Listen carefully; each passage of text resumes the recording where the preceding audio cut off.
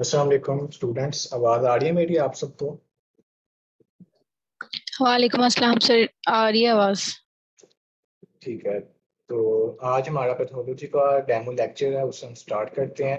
जो टॉपिक हमने आज पढ़ना है वह सेलुलर अडेप्टेशंस। सेलुलर अडेप्टेशंस आपका जो पैथोलॉजी का फर्स्ट चैप्टर है उसमें से जो one of the most important topics हैं उसमें से ये एक टॉपिक है। तो इसे आपने अच्छे तरीके से स्टडी करना है। मैं आपको ये सारे कॉन्सेप्ट्स बताता जाऊंगा। तो आपने लेक्चर के एंड तक रहना है। इसमें एमसीक्यूज भी हों तो वो भी आपको साथ साथ सोल्व करने होंगे। तो आपको अभी चाहिए कि आप अटेंटिव होकर सारा लेक्चर लें। इससे पहले कि हम लेक्चर को स्टार्ट करें तो कोई बच्चा मुझे पैथोलॉजी की डेफिनेशन बता दे।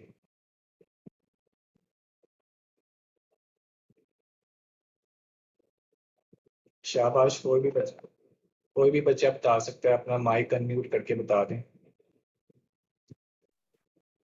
Study about disease. जी ठीक है। Study of a ठीक है, वेरी गुड। पैथोलॉजी में हमारे पास ये मेडिसिन की साइंस की ऐसी ब्रांच है जिसमें हम के डिजीज की स्टडी करते हैं। तो इसके लिए जो आपके पास बुक है वो है रोबिन्स। रोबिन्स की जो बुक है ये गोल्ड स्टैंडर्ड बुक है।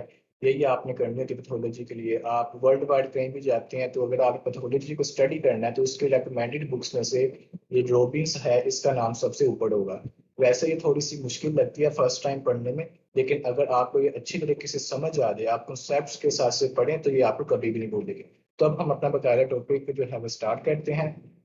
तो सेलुलर अडेप्टेशंस के बारे में बताने से पहले मैं आपको कुछ चीज़ें दिखाना चाहता हूँ।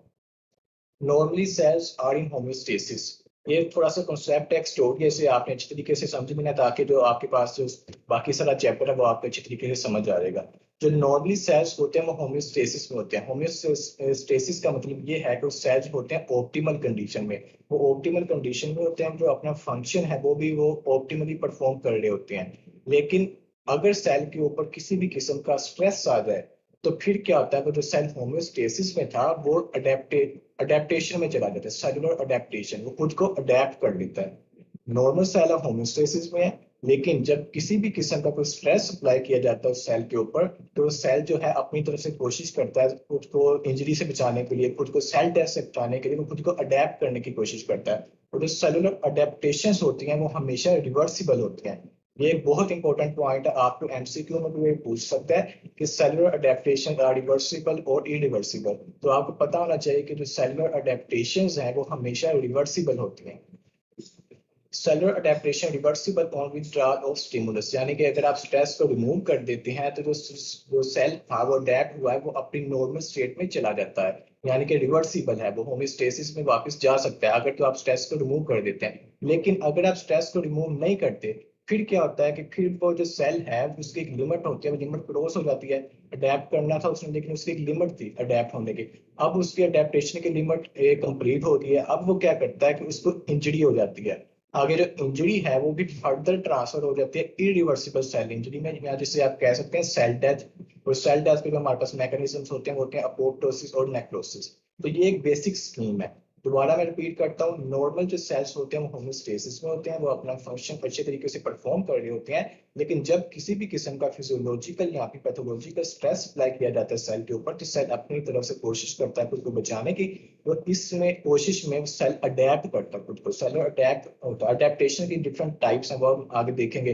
हाइपरट्रोफी सेल कर सकता है, हाइपरप्लेजिया हो सकता है, इसमें मेटाप्लेजिया हो सकता है, डिस्प्लेजिया हो सकता है, एट्रोफी हो सकती है। तो ये डिफरेंट मैकेनिज्म्स हैं अडेप्टेशन के। तो खुद को अडेप्ट करेगा। और अडेप्टेशन जो होती है हमेशा रिवर्सिबल होती है। रिवर्सिबल का मतलब ये है कि अगर आप स्ट्रेस को रिमूव कर देंगे तो जो सेल है वो अपनी नॉर्मल स्टेट में आ जाएगा, यानी कि नॉर्मल होम्योस्टेसिस में आ जाएगा। लेकिन अगर जो स्ट्रेस है वो कंटिन्यू रहता है फिर क्या होगा कि फिर अल्टीमेटली वो जो उसका एंड पॉइंट होगा वो होगा irreversible cell injury. Irreversible cell injury का मतलब है कि अब सेल को ऐसा डैमेज हो गया है कि अगर वो चाहे भी तो वो नॉर्मल अपनी होम्योस्टेसिस में नहीं आ सकता।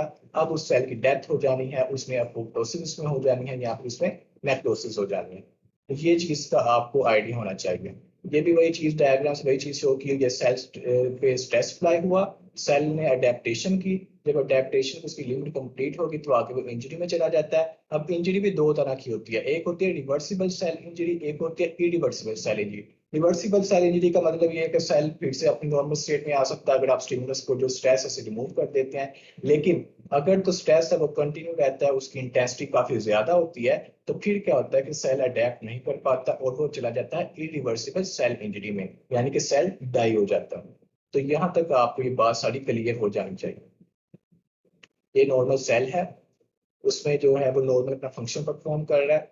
फिर क्या होगा कि वो उसमें कोई भी किस्म का स्ट्रेस आया, स्ट्रेस आने के बाद उस सेल ने खुद को अडेप्ट कर लिया, और जो अडेप्टेशन होते हैं वो हमेशा रिवर्सिबल होती हैं।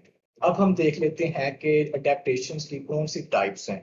तो ये 5 टाइप्स यहाँ पे लिखी हुई हैं, ये आपने अच्छी तरीके से कर लेनी है कि कौन से अडेप्टेशन की टाइप्स हैं। ये मैं वन बाय वन भी आपको एक्सप्लेन करता जाऊंगा, लेकिन एक बार ये समरी है, इसे आपने अच्छे तरीके से देख लें ताकि जो फर्दर आगे क्वेश्चंस हैं वो आपके लिए करना इजी हो। हाइपरट्रोफी क्या है जी? Hypertrophy is the increase in the size of cells. Hypertrophy में सिंपली ये होता है कि जो सेल का जो साइज है वो इंक्रीज हो जाता है। हाइपर का मतलब क्या होता है? इंक्रीज। ट्रोफी का मतलब है ग्रोथ, यानी कि जो सेल की ग्रोथ है वो ज्यादा हो जाएगी, सेल का जो साइज है वो इंक्रीज हो जाएगा। सिंपली आपने ऐसे याद करना, जो सिनोनिमस आपने इसका वर्ड बना लेना। हाइपरट्रोफी का सिनोनिमस वर्ड है कि इनलार्ज्ड सेल हो जाएगा, जो सेल है उसका साइज इंक्रीज हो जाएगा।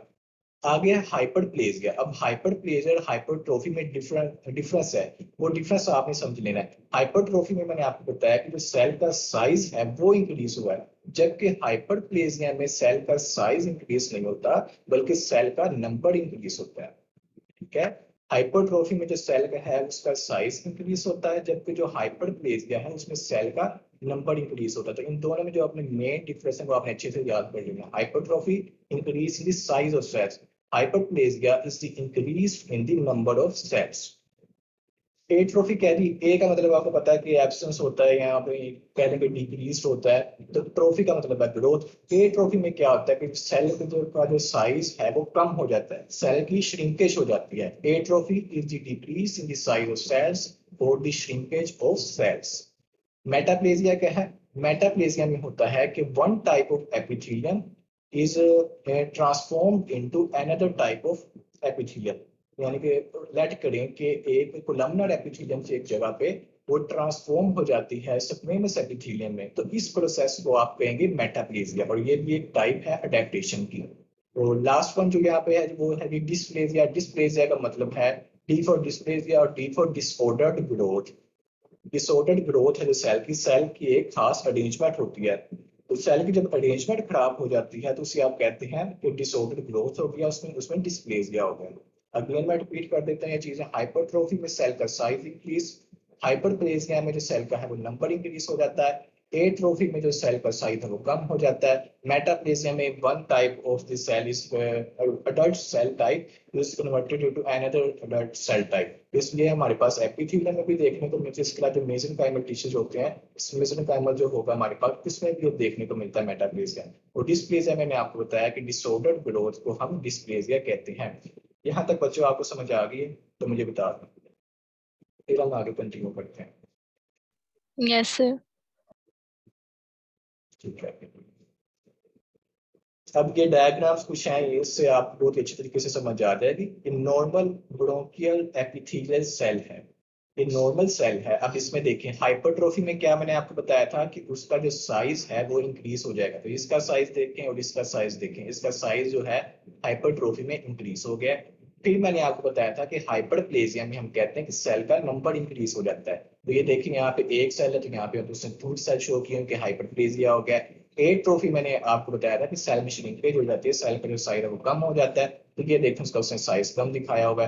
डिस्प्लेजिया में डिसऑर्डर्ड ग्रोथ है, और मेटाप्लेजिया में देखेंगे ये हमारे पास शायद कोलमनर टाइप का है, तो वो देखिए किसी और टाइप में कन्वर्ट हो गया, यानी कि मेटाप्लेजिया हो गया, उसकी टाइप है वो चेंज हो गई है। ठीक है, ये चीज है। एक और डायग्राम यहाँ पे है नॉर्मल सेल में। हाइपरट्रोफी में क्या हुआ कि उनका साइज इंक्रीज हो गया है, हाइपरप्लेजिया में क्या हुआ है, जो उनका नंबर इंक्रीज हो गया है, एट्रोफी में उनका जो है साइज कम हो गया है। और ये उसने जो है जी हाइपरट्रोफी हाइपरप्लेजिया बोथ शो किए हुए। अब यहाँ पे आप देखें कि उसका साइज भी इंक्रीज हो रहा है और उनका नंबर भी इंक्रीज हो रहा है, दोनों चीजें इकट्ठी हो रही हैं। मेटाप्लेजिया में क्या है कि वो सेल की टाइप ही हमारे पास बिल्कुल कंप्लीटली चेंज हो गई है।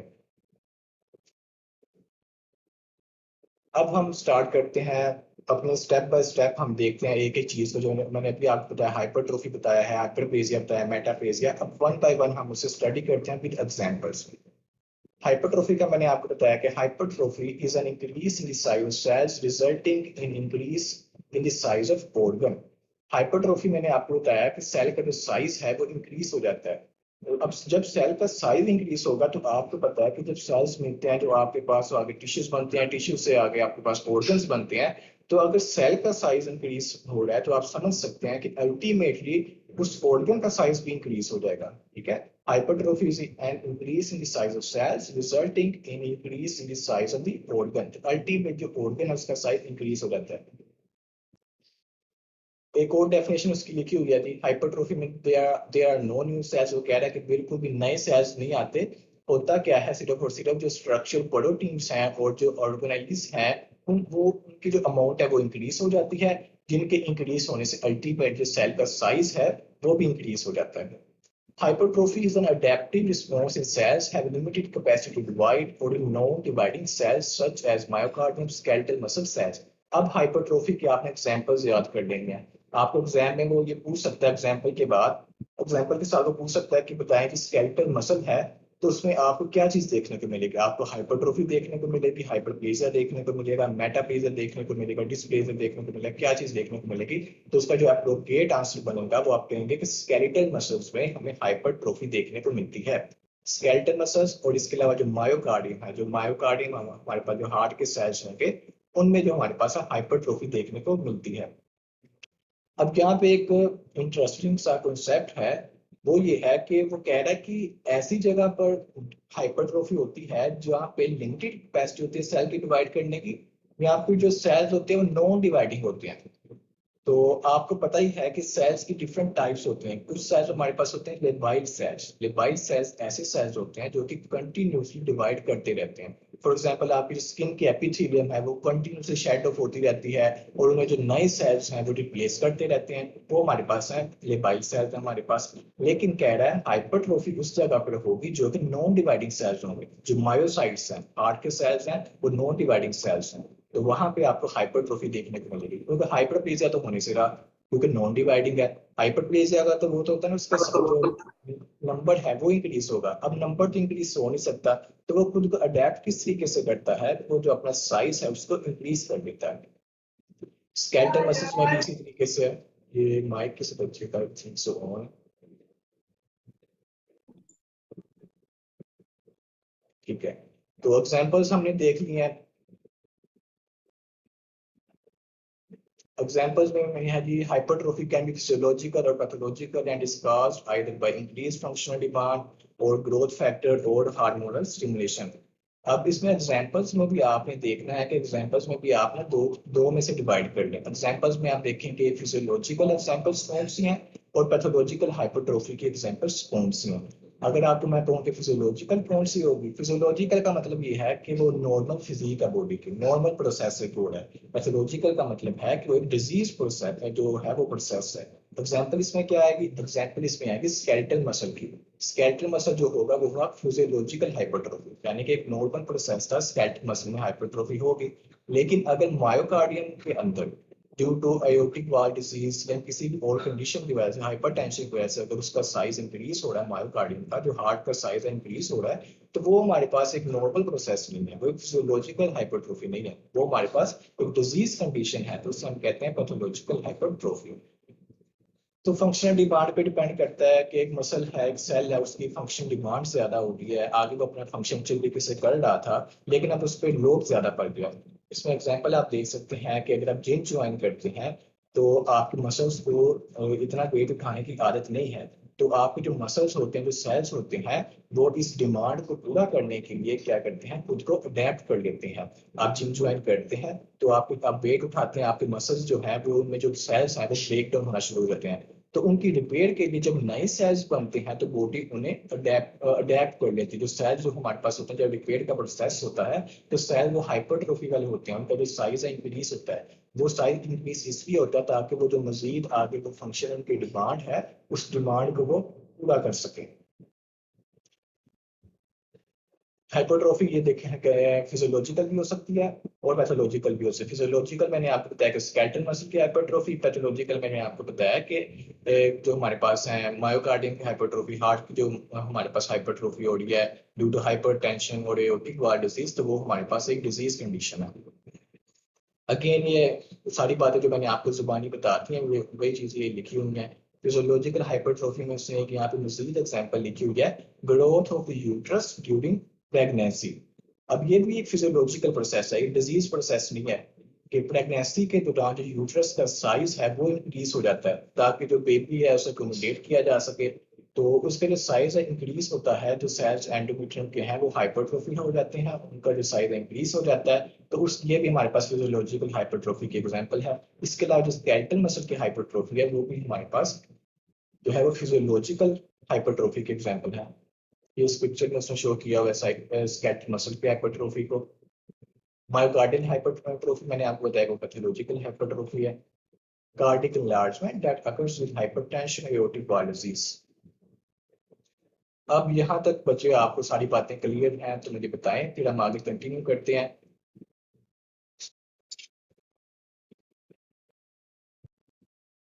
यस सर, क्लियर है।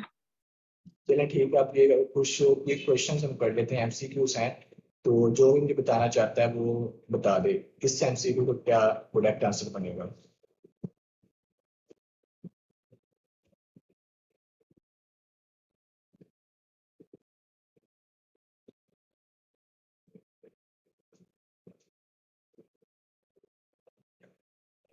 Increase in cell size without increase in number.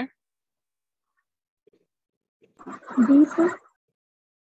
जी कोई और बच्चा बताना चाहता है वो भी बता दे।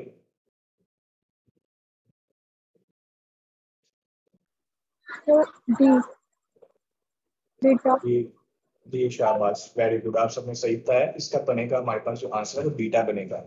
वो कह रहा है कि हाइपरप्लेजिया के साथ अगर आप उसका करते हैं तो हाइपरट्रोफी में क्या होता है उस कंपैरिजन में। तो हाइपरट्रोफी मैंने आपको बता दिया था कि उसमें जो सेल का साइज है वो इंक्रीज हो जाएगा और उसका जो नंबर है वो इंक्रीज नहीं होगा। नंबर इंक्रीज होता है वो होता है हाइपरप्लेजिया। अच्छा मैं आपको दोबारा बताता हूँ, हाइपरट्रोफी में क्या है, सेल का साइज इंक्रीज हो रहा है उसका नंबर इंक्रीज नहीं हो रहा। हाइपरप्लेजिया में क्या है कि सेल का साइज इंक्रीज नहीं हो रहा उसका नंबर इंक्रीज हो रहा है। नेक्स्ट क्वेश्चन भी है, इसका बताएं शाबाश बच्चों। थोड़ा सा कंफ्यूजिंग है लेकिन आप दूर से करेंगे तो हो जाएगा ये भी।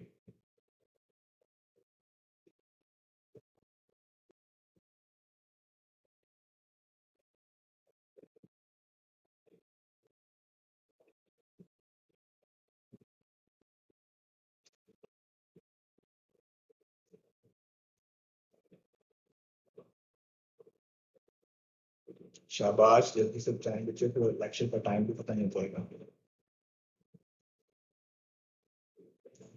गलत भी बता देंगे कोई मसला नहीं है, बस आंसर अपनी तरफ से जो आपको सही लग रहा है वो करें।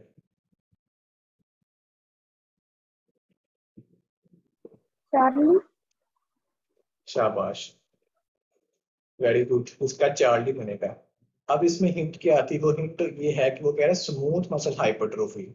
तो स्मूथ मसल हाइपरट्रोफी आपको पता है कि स्केलेटल मसल जो होते हैं, जो ट्राइसेप एग्जांपल है स्केलेटल मसल की, वो हमारे पास स्मूथ मसल नहीं है, वो एक स्केलेटल मसल है। तो स्केलेटल मसल में जो हाइपरट्रोफी होगी वो उसका पूछ रहा था, ना कि मतलब वो पूछा स्मूथ मसल की हाइपरट्रोफी की जो हमारे पास है वो ना हो।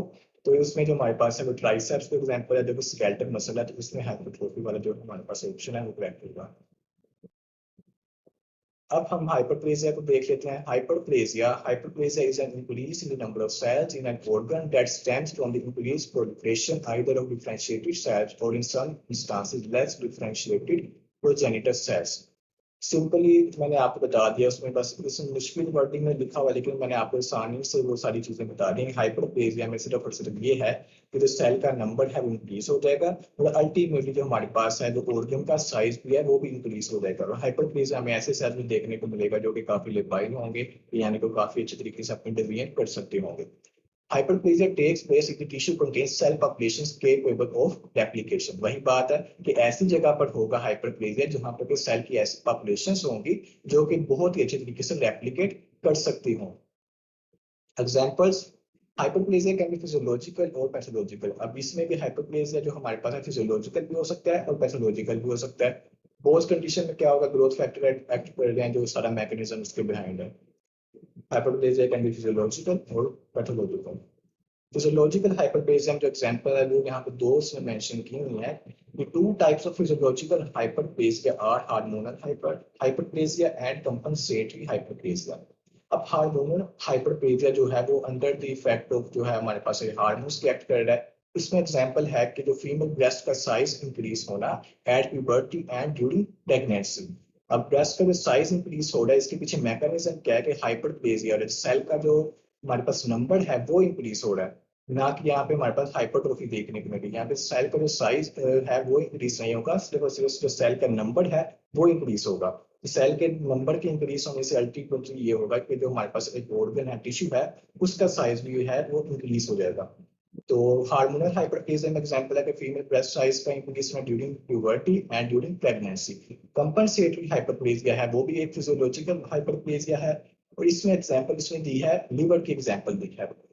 लिवर का आप बखूबी जानते हैं कि लिवर हमारा एक स्पेशल काइंड ऑफ पहले की टिश्यू ऑर्गन है हमारे पास, जिसे आप अगर रिजेक्ट करते हैं, उसकी रिजेक्शन करते हैं, उसका थोड़ा सा कोई पार्ट रिमूव करते हैं या एक्सीडेंटली उसका कोई पार्ट खुद ब खुद ही लॉस हो जाता है उसका, तो जो लिवर है उसमें एक कैपेसिटी है कि वो अपना जो खोया हुआ हिस्सा है उसे दोबारा रीजनरेट कर सकता है।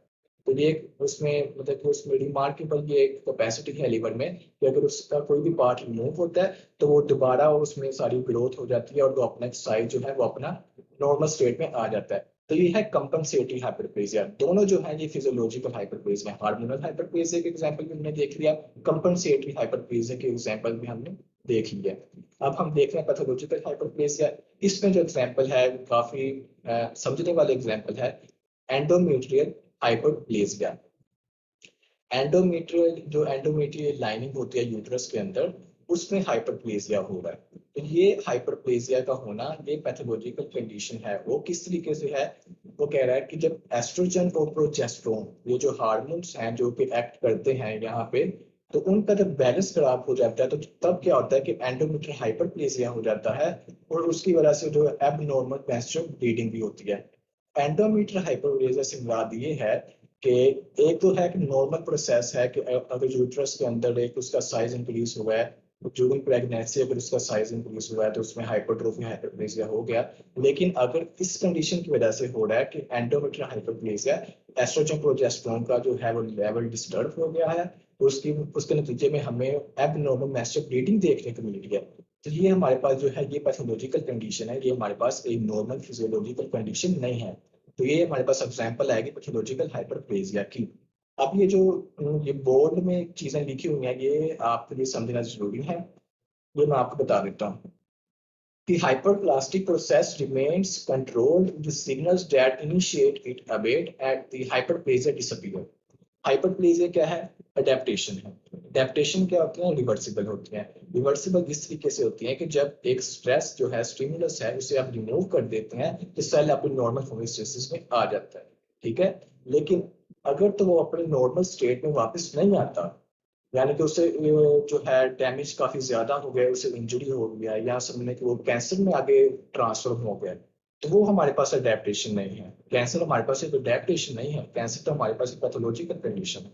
तो हाइपरप्लेजिया में और जो है कैंसर में, उन दोनों में फर्क करना बहुत जरूरी है।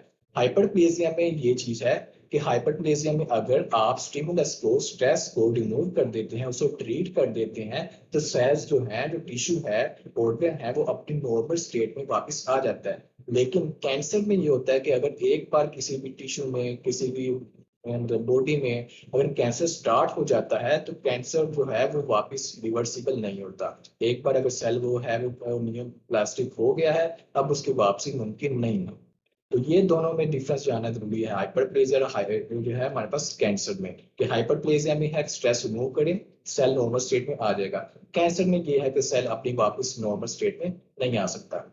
फिर उसने एक और बात यहाँ पे लिख दिया कि पैथोलॉजिकल हाइपरप्लेजिया में constitute A fertile soil in which the cancer can arise.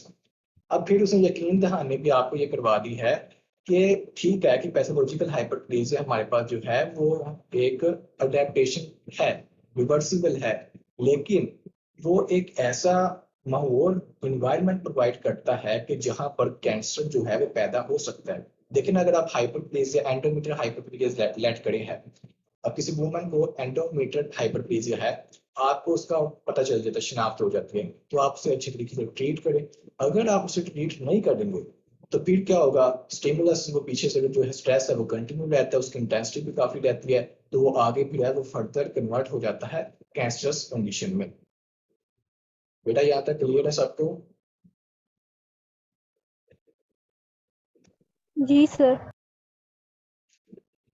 तो ये नॉर्मल एंडोमेट्रियम शो की हुई है, ये एंडोमेट्रियल हाइपरप्लेजिया, इसमें देखिए उसका साइज भी है जो वो इंक्रीज हो गया। अब हाइपरट्रोफी और हाइपरप्लेजिया जो है वो दोनों इकट्ठे भी हो सकते हैं, यानी कि gravid uterus, uterus in pregnancy को हम कहते हैं ग्रेविड यूट्रस। तो जो प्रेग्नेंट वुमेन का यूट्रस होता है उसमें हाइपरट्रोफी भी होती है और हाइपरप्लेजिया भी होता है।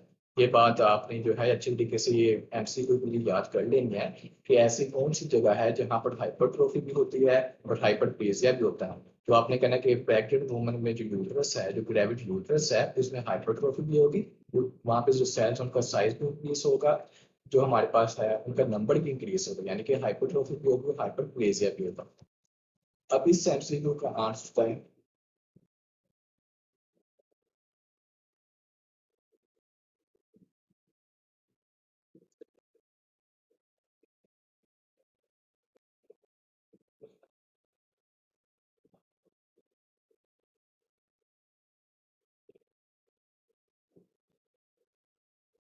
शाबाश बच्चों, बताओ इसका आंसर। बी। जी शाबाश।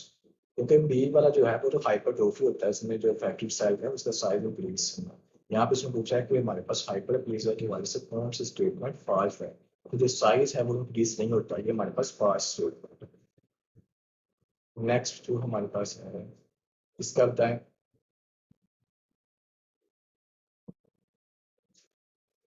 बी। शाबाश। बाकी बच्चे भी कोशिश करें आंसर करने की। ए ट्रॉफी, मेरे ख्याल से ए ट्रॉफी तक हमारा होगा, मीटिंग का टाइम भी खत्म होने वाला होगा। तो ए ट्रॉफी का हम देख लेते हैं, हमने हाइपर ट्रॉफी भी कर लिया, हाइपरप्लेजिया भी कर लिया, हम देखते हैं ए ट्रॉफी। तो what is a trophy? A trophy is the shrinkage in the size of the cell by the loss or cell substance and is known as atrophy. Atrophy में सेल का जो साइज है वो कम हो रहा है, सेल में श्रिंकेज हो रही है। Atrophic cells are not dead. तो कह रहा है कि एट्रोफिक सेल्स का फंक्शन तो कम हो सकता है, उनका फंक्शन तो खत्म हो सकता है, लेकिन वो डेड नहीं होते।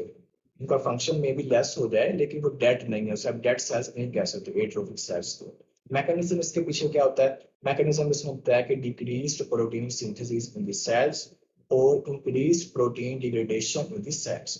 अब एक सेल है उसमें जो प्रोटीन की सिंथेसिस होता है वो ही नहीं हो रही, अब प्रोटीन रिक्वायर है सेल को ग्रोथ के लिए, अब प्रोटीन ही कम बन गया तो सेल क्या होगा, वो एट्रोफी में चला जाएगा, उसका जो साइज है वो कम हो जाएगा।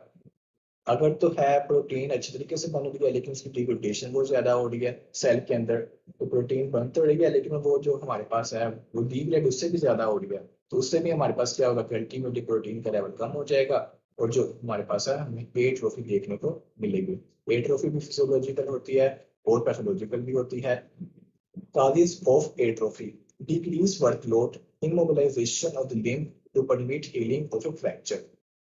ये बहुत ही क्लासिक एग्जाम्पल है एट्रोफी की। हमारा जब एग्जाम हुआ था तो हमें ये सिनेरियो पेपर आया था पैथोलॉजी का, तो उसमें उसने ये सारा सिनेरियो बता के ना, एक लड़का है उसका फ्रैक्चर हुआ है, उसके बाद उसे आपने बेड रेस्ट की, डॉक्टर ने कहा था फॉर एग्जाम्पल उसे 3 से 4 महीने आपने कहा कि आपने बेड रेस्ट करनी है क्योंकि उसकी लेग का फ्रैक्चर हो गया ताकि वो हील अच्छे तरीके से हो सके। तो वो कहता है कि बताएं कि 3-4 महीने के बाद उसकी जो लेग है उसमें आपको क्या चेंजिंग देखने को मिलेगी या क्या अडेप्टेशन देखने को मिलेगी। तो आप डिफरेंट ऑप्शन देखिए, हाइपरट्रोफी होगी, हाइपरप्लेजिया, एट्रोफी, तो उसका करेक्ट आंसर बनता है एट्रोफी होगी। अब एट्रोफी क्यों होगी? अब एट्रोफी में ये है कि डिक्रीज वर्कलोड। अब आपने उसे बेड रेस्ट पे रख दिया था तो आपने अपनी जो लेग है उसे काम नहीं लिया, वो इमोबिलाइज रही है इतनी देर के लिए, तो इसलिए उसमें जो है उसकी फंक्शनल जो कैपेसिटी वो कम हो जाती है और अल्टीमेटली जो उसका साइज है वो भी तो हमारे पास है कम हो जाए, यानी कि एट्रोफी हो जाती है। तो डिफरेंट काजेज हैं, ये आप याद कर लेंगे। लॉस ऑफ इनोवेशन, इससे मुराद है कि नर्व सप्लाई उसकी कट गई है, किसी भी आपको कहने के ऑर्गन की नर्व सप्लाई कट जाती है तो वो भी एट्रोफी में चला जाता है। हाइपोक्सिया हो जाता है किसी टिश्यू में तो वो भी एट्रोफी में चला जाता है। एजिंग के साथ साथ भी कुछ हमारे पास है जो एट्रोफी देखने को मिलती है। इनएडिक्वेट न्यूट्रिशन है, अगर आपकी डाइट अच्छी नहीं है तो उसकी वजह से भी एट्रोफी होती है। लॉज ऑफ एंडोक्राइन स्टिमुलेशन, आपके जो हार्मोन्स हैं वो अच्छी तरीके से प्रोड्यूस नहीं हो रहे तो उसकी वजह से भी अल्टीमेटली हमें एट्रोफी देखने को मिलती है। तो इसमें से जो पैथोलॉजिकल हमारे पास होने की वो ये देखें लॉज ऑफ इनर्वेशन। जो लॉज ऑफ इनर्वेशन जो हमारे पास है ये हमारे पास बहुत ही अच्छी एग्जांपल है पैथोलॉजिकल एट्रोफी की, क्योंकि ये नॉर्मल प्रोसेस तो नहीं है ना, ये नर्व सप्लाई है उसकी कट गई है जिसकी वजह से जो हमारे पास है एट्रोफी देखने को मिल रही है। फिजियोलॉजिकल में कौन से एग्जांपल्स हैं वो यहाँ पे मेंशन किए हुए हैं। Atrophy of gonads in the old age में जाके जो गनेट्स उनका जो साइज अब कम हो जाएगा, ये एक नॉर्मल फिजियोलॉजिकल प्रोसेस है, डिजीज प्रोसेस नहीं है। थाइमस का आपको पता है कि थाइमस ग्लैंड है उसमें एट्रोफी हो जाती है, शुरू में जो होता है वो साइज का ज्यादा होता है लेकिन वक्त के साथ साथ उसका साइज कम हो जाता है। सिनाइल एट्रोफी में है कि आप कह लें कि सिनाइल एट्रोफी है कि एज के साथ आपके जो है समझने के फॉर एग्जांपल जो ब्रेन का है साइज वो कम होना शुरू हो जाता है, उसमें एट्रोफी हो जाती है। तो वो आपके पास एक वो भी एक नॉर्मल प्रोसेस है कि आपकी एजिंग के साथ साथ आप ये चीजें डिफरेंशियल एडेप्टेशंस देखने को मिलती हैं। अब इससे एमसीक्यू को आंसर करें।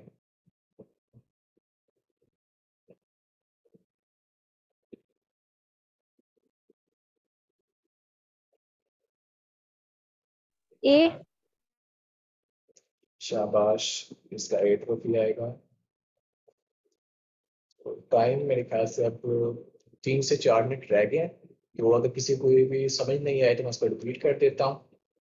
तो कोई किसी बच्चे का कोई भी क्वेश्चन है तो पूछ सकता है।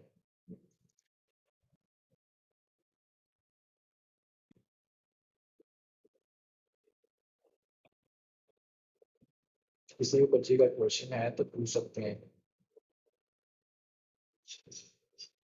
अच्छा जी, यानी कि क्वेश्चन नहीं है तो फिर आपका इंट्रोडक्शन ले लेते हैं।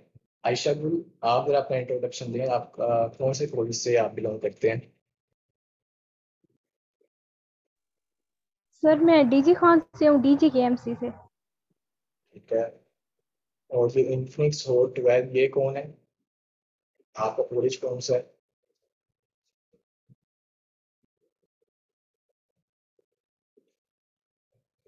मरियम गुल, आप बता दें। जी सर, आई एम मरियम गुल फ्रॉम डीजी केएमसी। ठीक है। मीरू, आपका कौन सा कॉलेज है?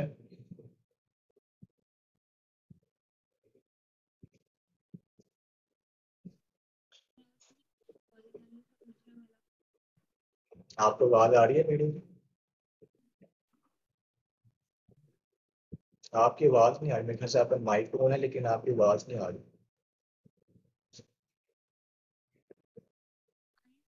चलें खैर, सुमेरा, अरशद आप बता दें।